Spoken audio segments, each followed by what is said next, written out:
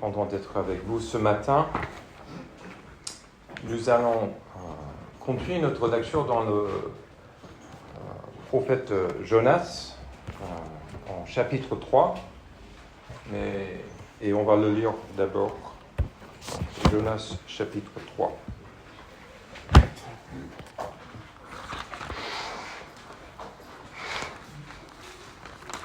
Pour ceux qui arrivent et qui sont là pour la première fois, nous avons commencé cette série de prédications il y a 3 dimanches, avec un temps d'introduction, puis le premier et deuxième chapitre.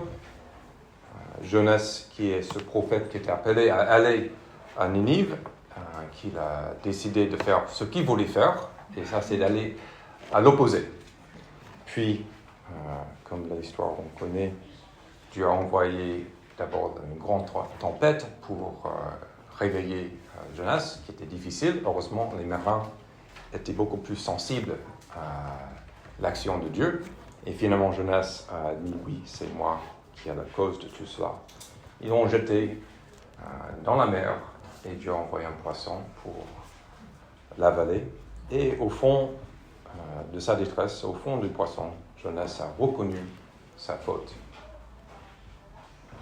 Et on commence maintenant, juste après verset 11 de chapitre 2, où c'est écrit « L'Éternel parle au poisson, et le poisson vomit Jonas sur la terre. » Chapitre 3, verset 1. La parole de Dieu fut adressée à Jonas une deuxième fois. « Lève-toi, va à Ninive, la grande ville, et fais-y la proclamation que je t'ordonne. » Jonas se leva et alla à Ninive conformément à la parole de l'Éternel. Or, Ninive était une immense ville. Il fallait 3 jours de marche pour en faire le tour. Jonas fit d'abord dans la ville une journée de marche. Il proclamait, dans 40 jours, Ninive sera détruite. Les habitants de Ninive crurent à Dieu. Ils proclamèrent un jeûne et s'habillèrent de sacs, depuis les plus grands jusqu'aux plus petits. Le roi de Ninive apprit la nouvelle. Il se leva de son trône, retira son manteau et se couvrit d'un sac et s'assit sur la cendre. Il fit faire dans Ninive cette proclamation. Par ordre du roi et de ses grands, que les hommes et les bêtes, les bœufs et les brebis ne goûtent de rien, ne mangent pas et ne boivent pas d'eau. Que les hommes et les bêtes soient couverts de sacs, qui crient à Dieu avec force et qui renoncent tous à leur mauvaise conduite et aux actes de violence dont leurs mains sont coupables. Qui sait si Dieu ne ravisera pas et ne revienne pas sur sa décision, s'il ne renonce pas à son ardente colère, de sorte que nous ne mourions pas. Dieu vit ce qu'il faisait, il vit qu'ils renonçaient à leur mauvaise conduite, alors Dieu regretta le mal dont il les avait menacés et ne le fit pas. Jusqu'ici, la parole de Dieu. Si je peux juste demander à quelqu'un, oui, s'il te plaît, je pense que peut-être j'ai pris fort. Avant de commenter le texte et après de parler de quelques des grands thèmes de ce livre, je veux juste faire une réflexion qui peut peut-être nous aider à situer ces questions de jugement de Dieu, de repentance et aussi la violence. Je commence avec la violence. Cette semaine, on était, je pense, tous choqués, heurtés par la violence qui s'est produite à Annecy. On a vu la méchanceté d'un homme et ça nous a complètement déboussolés. Comment ça peut arriver? Mais si on est honnête et on sait que le mal qui est dans notre monde, le mal qui est là, à cause de la désobéissance de nos premiers parents, le mal s'est entré dans notre monde et a propagé et continué. Timothée Keller, dans son commentaire sur le livre de Jonas, il parlait de cette réalité, de cette cruauté, cette cupidité, cette exploitation dans notre monde. Il dit ceci.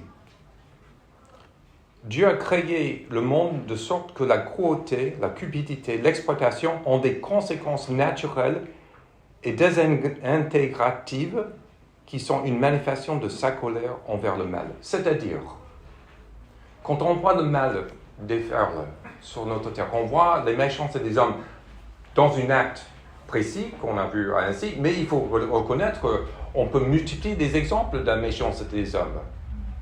Les guerres qui sont là sont des manifestations. Et toutes ces manifestations du mal ont des conséquences qui détruisent. Et ça fait une sorte de... Comment Dieu juge le mal, c'est une manière qu'il le fait. Il se permet ces choses et le monde va à la destruction. C'est réel et c'est vrai.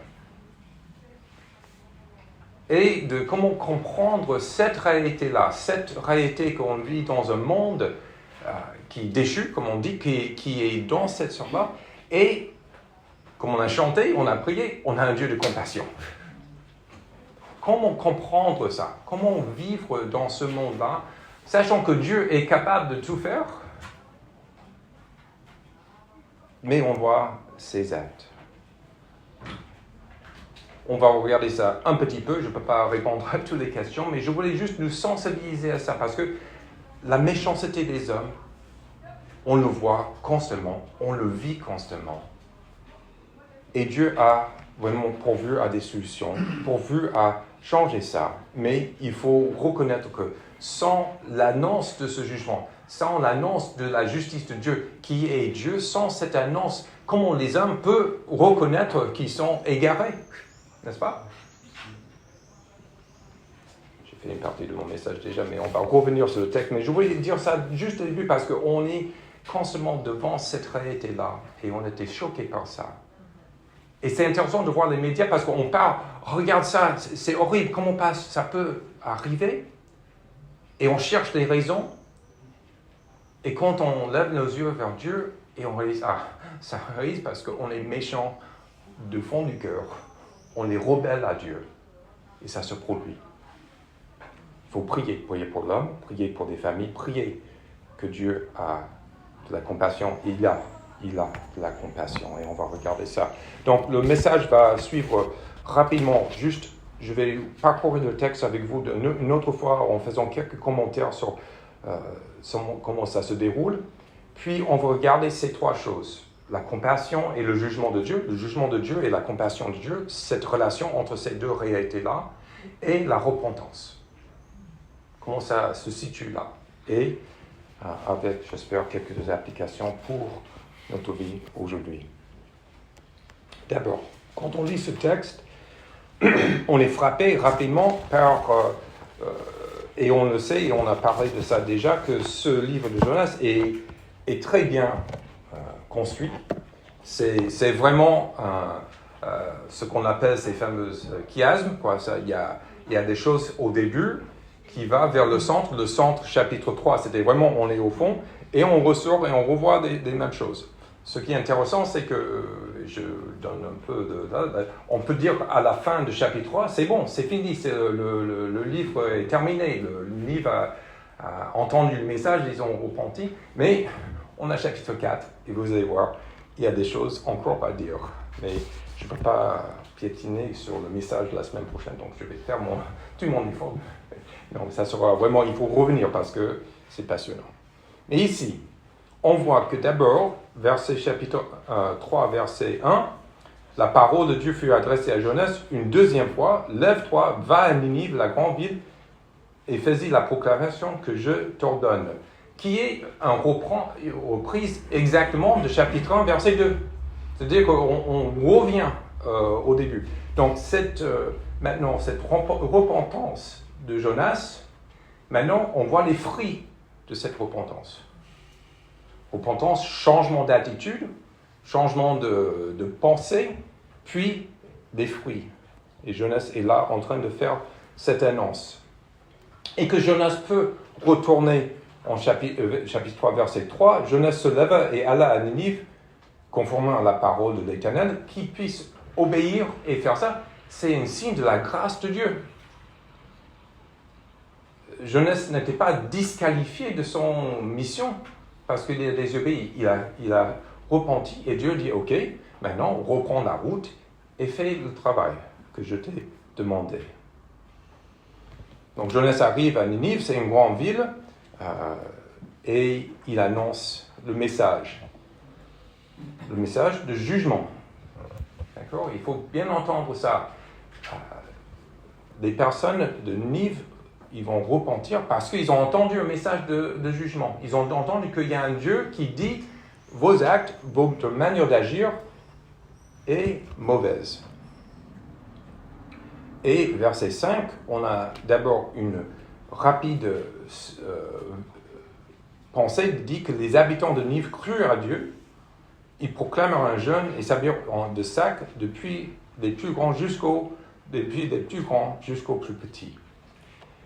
Et puis on va maintenant à l'autorité terrestre, le roi, qui maintenant va expliquer à nous comment ils ont reçu ce message et comment il s'est changé de conduite.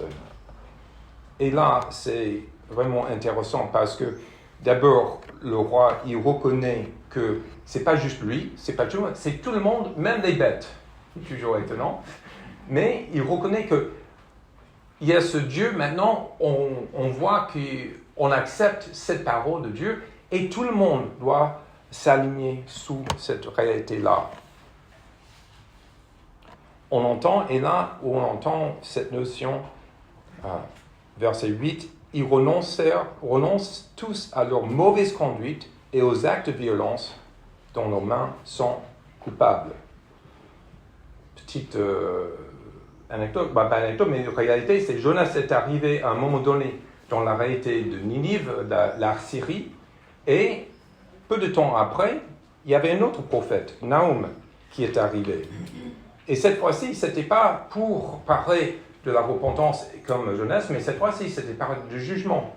Et Nahum, donc c'est juste quelques pages plus loin dans vos Bibles, Nahum chapitre 3, verset 1, quand ce Nahum parle à Ninive, il dit ceci, « Malheur à la ville sanguinaire, pleine de mensonges, remplie de violence, qui ne cesse de se livrer au pillage. » Il faut reconnaître, ça c'est à peu près 150 ans plus tard. Donc, après cette repentance au temps de Jonas, il y a encore eu un moment où cette génération, sans doute, est morte. Cette génération et des personnes qui suivaient a oublié ce qui s'est produit et ils ont retourné à leurs actes de violence et de méchanceté.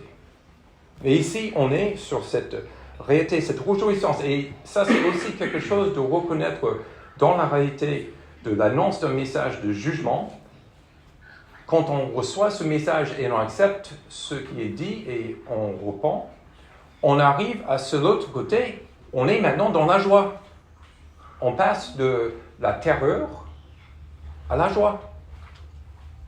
Et c'est tellement important de réaliser ça aussi, que quand on pense à la manière dont on peut partager notre foi, les gens ont besoin de réaliser, et on n'a pas besoin de dire grand-chose, de dire, voilà, il y a la mort, il y a ce qui est un jugement de Dieu, n'est-ce pas? On a cette réalité-là qui est une finalité et qui n'a pas peur de ce moment. Et l'annonce de l'Évangile, qu'est-ce que l'Évangile dit? C'est que Christ est mort à notre place pour qu'on puisse avoir la vie. Donc Ninive, eux, dans leur contexte, à leur moment, ils ont reçu le message de Jonas, se repentit, et c'était leur réponse. Puis, et on voit quelque chose d'intéressant de la part de Dieu. Dieu vit ce qu'ils faisaient, il vit qu'ils renonçaient à leur mauvaise conduite. Alors Dieu regretta le mal dont il les avait menacés et ne le fit pas. Donc Dieu aussi a changé d'attitude. Il a vu cette réalité-là et il était plein de compassion envers eux. Comme j'ai dit dans le message du dimanche prochain, on en entendra plus sur cette notion de la compassion de Dieu, mais je veux juste maintenant s'attarder sur quelques minutes sur ces questions de jugement de Dieu, de sa compassion et la repentance. D'abord, quand on lit un prophète comme Jonas, qu'on est dans cette partie de la Bible, il faut se souvenir où nous sommes dans l'histoire du salut. N'est-ce pas? C'est-à-dire qu'on est dans un temps qui est avant Jésus-Christ, n'est-ce pas?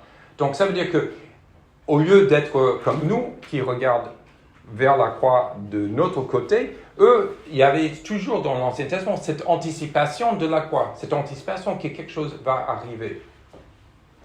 Et aussi la notion de comment Dieu va juger le péché, comment Dieu va changer les choses, c'était à travers le peuple d'Israël.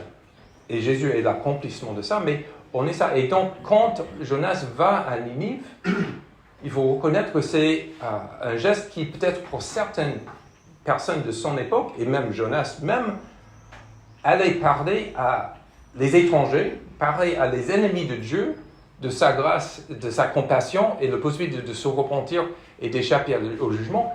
Pour Jonas, c'était difficile.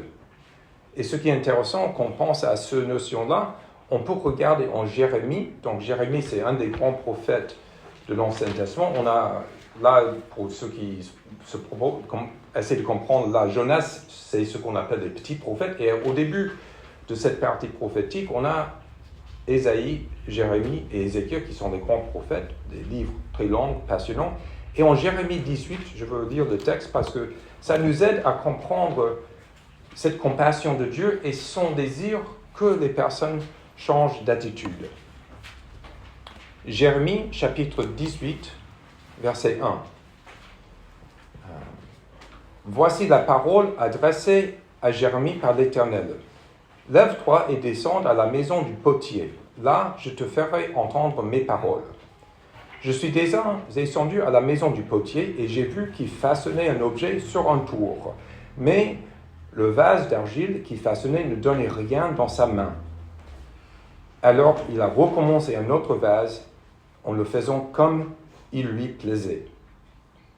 Pour ceux qui ont pu essayer sur un tour et essayer de façonner une vase sur un tour, c'est pas facile. On a expérimenté ça. Si vous avez l'occasion d'aller au camp des Cimes qui est près de Grenoble, il y a un potier là qui fait ça. C'est merveilleux de voir. Dieu est comme un potier. Il dit maintenant, verset 5. Et voici la parole de l'Éternel qui m'a été adressée. Ne puisse-je pas agir envers vous comme ce potier, comme communauté d'Israël, déclare l'Éternel. Vous êtes dans ma main comme de l'argile dans la main du potier, communauté d'Israël. Parfois, je parle à propos d'une nation ou d'un royaume, d'arracher et de démolir et de détruire. Mais si la nation dont j'ai parlé renonce à sa mauvaise comportement, je renoncerai au mal que j'avais prévu de lui faire. Et parfois, je parle au propos d'une nation ou d'un royaume de construire et de planter, mais cette nation fait ce qui est mal à mes yeux et ne m'écoute pas. Je renoncerai au bien que j'avais l'intention de lui faire. Donc ça, c'est des intentions de Dieu. Comment Dieu parle. Et il dit, c'est à moi, je suis le potier. Et c'est moi qui observe des gens. Dieu qui est juste, qui est parfait, il voit nos actes. Et il choisit de juger ou non.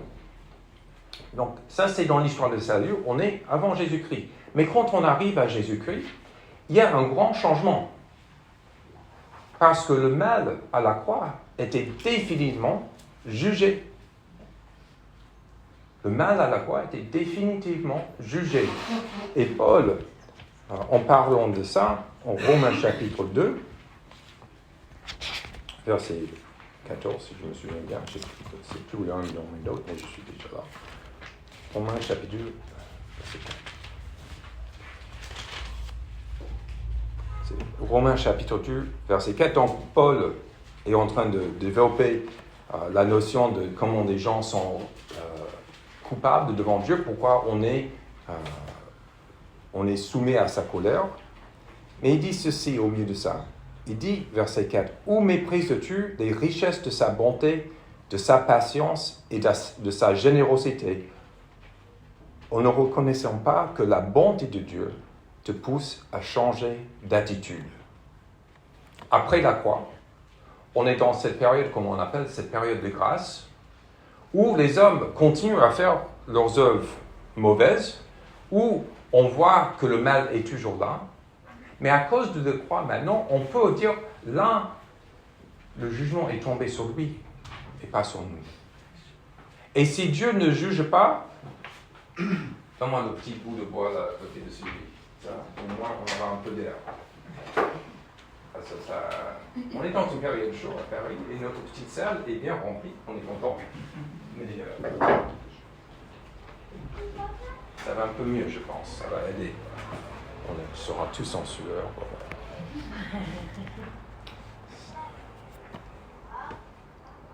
Donc Dieu, dans sa compassion, veut que les gens viennent à la repentance, changer d'attitude. Et ça, c'est tellement important de se souvenir.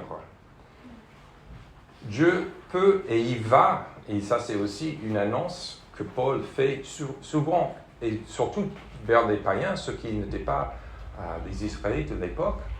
Il annonce, quand il annonce l'évangile, il annonce qu'il y aura un jour prévu où Dieu va juger la terre. Il y a un jour prévu. Pourquoi? Parce que la justice de Dieu, si ce n'est pas accepté par la foi en Jésus-Christ, un jour, tous les hommes seront devant Dieu, tous les hommes seront jugés selon leurs actes. Et ça, c'est tellement de reconnaître, nous, aujourd'hui, la foi, et ça veut dire que nous croyons en Jésus-Christ, nous mettons notre foi en lui, on ne fait rien pour mériter ce salut. Mais quand ce temps de grâce est terminé, le jugement va être là et les hommes seront jugés selon leurs actes. Parce qu'ils n'ont pas vu Jésus-Christ, ils n'ont pas accepté. Donc, le jugement de Dieu, et puis on réalise aussi que Dieu est ce Dieu de compassion, ce Dieu de miséricorde. Quand il s'est révélé à Moïse en Exode chapitre 34, il a dit, je vais lire ça correctement, Exode chapitre 34, verset 6, Dieu dit à Moïse, l'Éternel est un Dieu de grâce et de compassion, lent à la colère, riche en bonté et en vérité. Il garde son amour jusqu'à la mille génération, jusqu'à 1000 générations. Il pardonne la faute, la révolte et le péché. Mais il ne traite pas le coupable en innocent. Il punit la faute des pères sur leurs enfants et des petits-enfants jusqu'à la 3e et la 4e génération. Ça parle de ce jugement. Mais il y a un Dieu de compassion et que nous avons lu en Romains et on vit aussi dans les évangiles ce que Dieu veut faire. Donc on voit ce jugement, on voit cette réalité-là, on voit la compassion de Dieu. Et maintenant, juste quelques mots sur la repentance. Marc chapitre 1, verset 14.